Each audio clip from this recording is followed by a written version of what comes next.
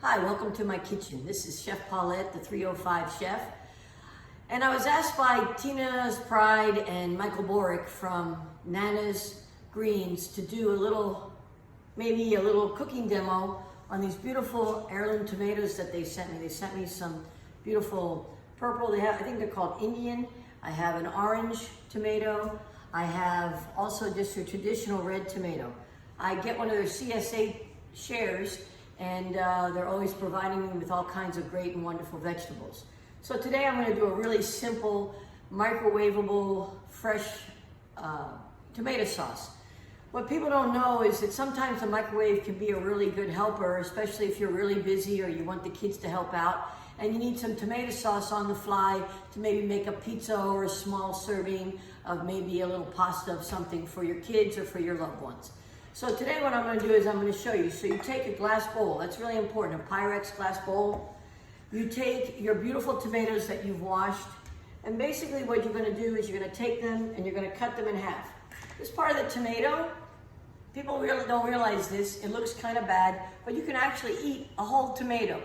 People take this off because it looks bad in a salad, but when you're going to use it like I'm going to use it, just keep it there, because as long as you've washed it, it's in perfect condition for you to use it in your sauce. And there's no sense to have any waste.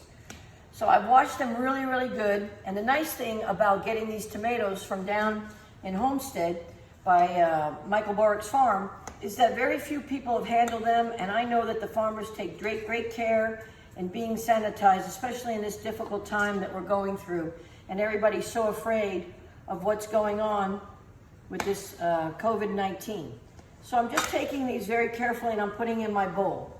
I'm gonna add about 4 or 5 cloves, 1, 2, 3, 4. If you like more garlic, add it. I'm taking some of their beautiful fresh basil, smells delicious.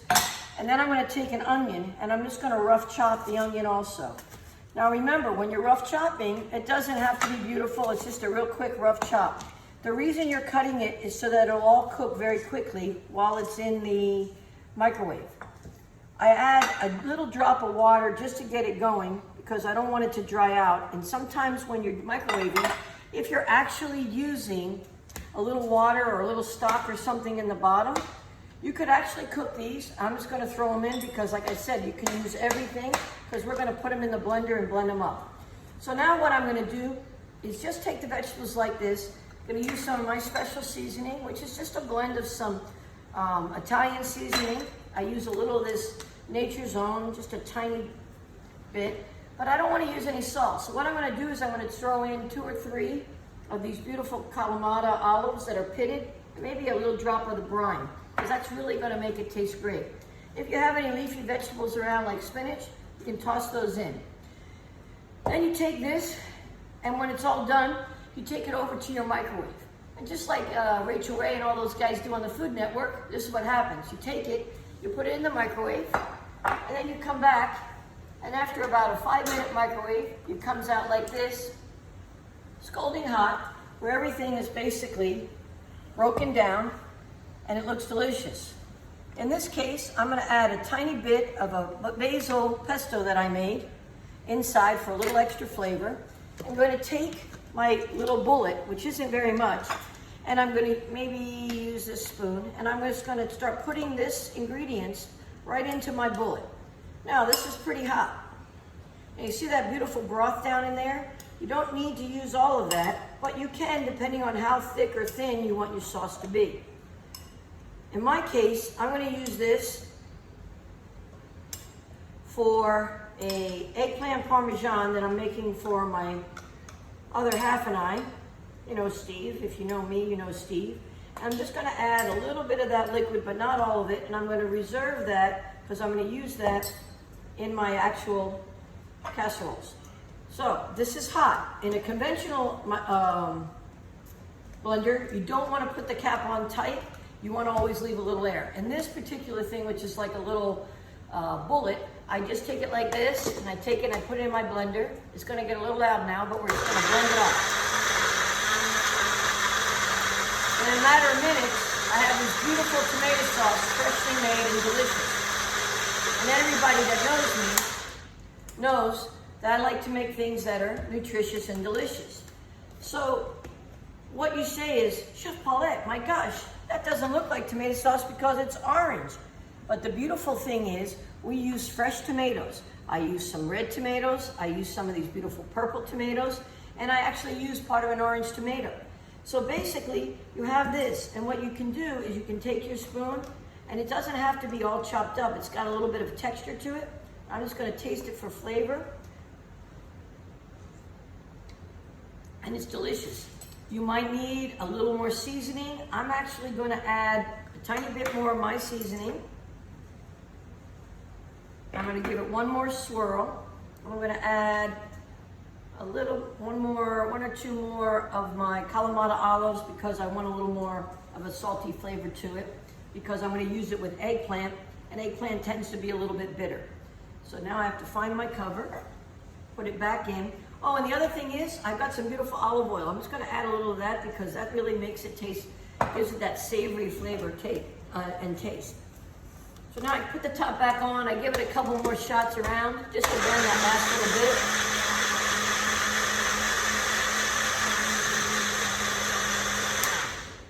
And really and truly, in less than maybe 8 or 10 minutes, you have, it could be even quicker if I wasn't going through this whole explanation, you have this piping hot, beautiful tomato sauce. And what I have here are 2 little souffle bowls, okay? And I went to one of my favorite places to shop, Milan's Market. This is a shout out to Milan's because they're doing a fabulous job here in the community after this COVID-19. They're putting up plexiglass to protect their people. They've got Instacart bringing food to their home of each of the different community people. And also, all of their people at the office are now in the stores. The whole family is there. And I'm really proud to be a part of their team, doing lots of demos for them. This is really just showing you that you can go into Milam's, and I've got these beautiful, already breaded pieces of eggplant Parmesan. They're available in their deli for less than a couple dollars. I think it's less than $5 a person. I can get these beautiful, already made eggplant Parmesan. So I'm gonna first I'm gonna add some of that beautiful juice that I had, just to keep it moist. It's got a little bit of the garlic in there. I'm gonna add a little bit of my tomato sauce. I'm gonna put a piece in each one. I'm gonna add a little bit of ricotta cheese on top. Nope, a little more. I'm gonna add a tiny bit of spinach because we love spinach in our family. And anything green is always good. And then I'm gonna set this right here. Then I'm gonna add 2 more pieces on top to each one. Add a little bit more sauce. This is that homemade sauce. Now you can use this homemade sauce on pizza, on pasta. You can use it to make meat sauce, anything you want to do. Now, I think it looks delicious. I'm going to finish it off with a little bit of Parmesan.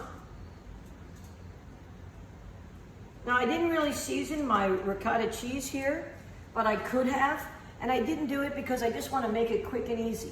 And the last thing I'm going to do is add a little bit of Parmesan cheese, mozzarella cheese on top. Now remember, the eggplant's already cooked, the tomato sauce is already cooked, so all I'm going to do is now take this and put it in my oven, which is about 350 degrees, and I'm going to set it in there, and we're going to have beautiful eggplant Parmesan. I'll come back and show you the end result as soon as it's finished.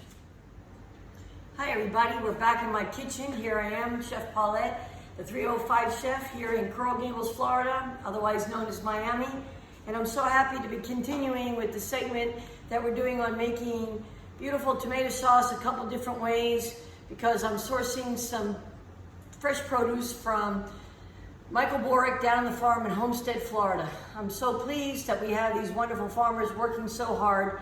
And in order to help them out, I have a CSA produce box that I purchased from them.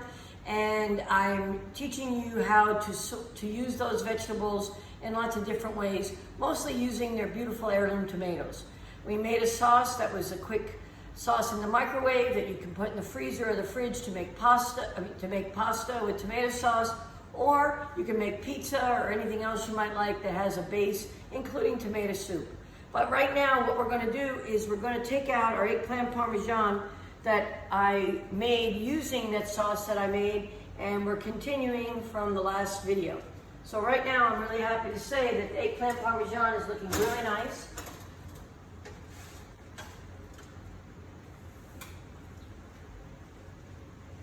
And I'm very happy to show you that this is how it comes out. Got two little souffle plates. What I did, if you remember, I used some beautiful eggplant that was already breaded over at the Milam's Market. We've got wonderful Milam's Markets here. They're a fabulous community grocery store, and they're always so supportive of everything that I'm doing. But most of all, I want to shout out to them for how well they're working to keep their employees safe and keeping the community safe and having their shelves stocked as best as they can. I was able to go by and get this beautiful eggplant that's already been breaded from their deli in the Coconut Grove store, and I used it to make this beautiful eggplant parmesan. The only thing left I have to do to finish it is basically to take a little bit of this basil that came from down at the farm. I'm going to roll it up, and basically we call this chiffonade, where you're making little ribbons of basil, and you just finish it off with a little basil on top. And then I'm so happy because my really good friend Maria Gusman, she has Masia La Mata. It's a beautiful finishing olive oil where I always try to finish all of my pasta dishes with a little fresh high-end olive oil. If you haven't ever tried this, I'm hoping that you'll get a chance. You can always PM me and I can show you how to get in touch with Maria. She's fabulous, and this is one of my favorite olive oils. Okay, so this is one dinner that's done that you can set aside, and we're going to enjoy that as soon as I'm done here. Now, what you don't know is that I also, or maybe you do know, that I also did some pasta. Okay? So what I did is I took my rotellini and I put it in a pot of water, and instead of pouring it and taking it all the way over to the sink, I'm just going to take some of the pasta right here and put it right inside my bowl. Now the nice thing is that this pasta already has some onions and some spinach, and I also put a little garlic powder inside of the water in order to season it, so that when I go to eat it, it's absorbed all those nutrients from the onions and the spinach. You can do this with squash, zucchini, anything like that. What I'm going to do now is, because I'm going to make this almost like a stuffed baked ziti, I'm going to add right to the pasta my ricotta cheese and a little bit of mozzarella cheese, and I've got some Parmesan cheese here. Now, the star of the show are my beautiful tomatoes that are coming out of the oven right now. What we've done is we've taken them, and the second recipe that I did today is that I did a roasted tomato sauce. So now I'm going to show you what I'm going to do to finish my tomatoes.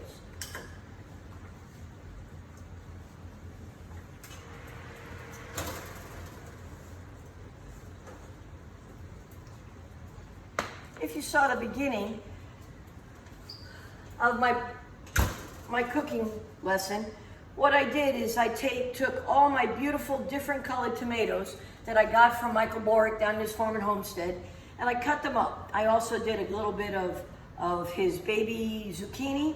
I've got some baby eggplant in here, and I've got beautiful sweet onions. I put some garlic cloves, and then what I did, which is kind of a fun thing, in order to not use so much salt, I've actually put Kalamata olives that are pitted right into the roasting pan. Because as I said, when I was in Cyprus with my husband, we were so lucky that I learned that you could grill Kalamata olives.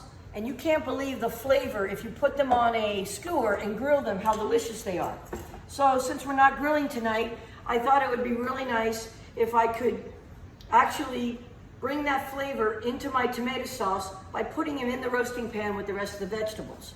Now, earlier on, I told everybody that the reason that I used the foil was so when it came time to put my vegetables inside, I could actually pick it up easily and dump it right in.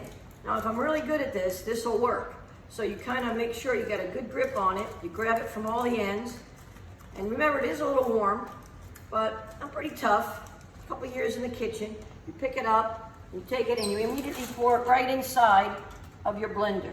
All those delicious juices.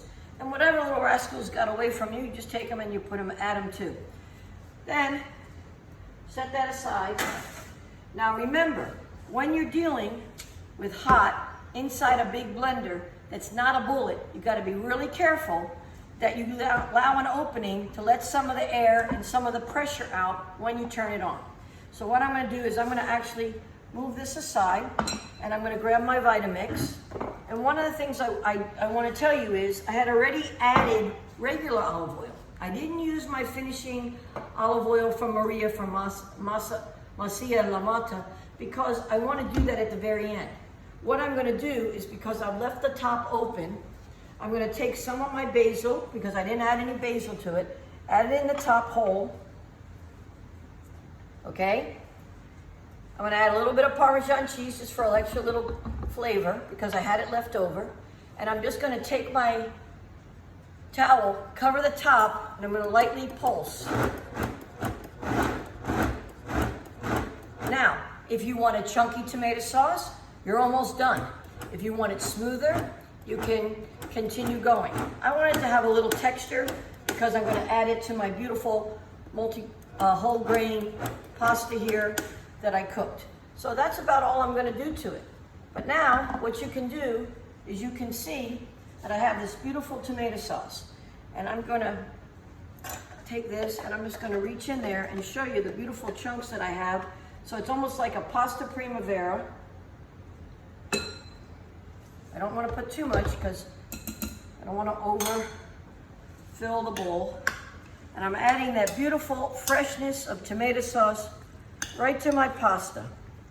Now, I don't know about you, and I don't know about your family, but this is an easy and quick way to make a pasta that has a nice creamy sauce with fresh tomatoes sourced right here in your backyard, visiting your local markets like a Milan's Market, going to your farms, getting the food.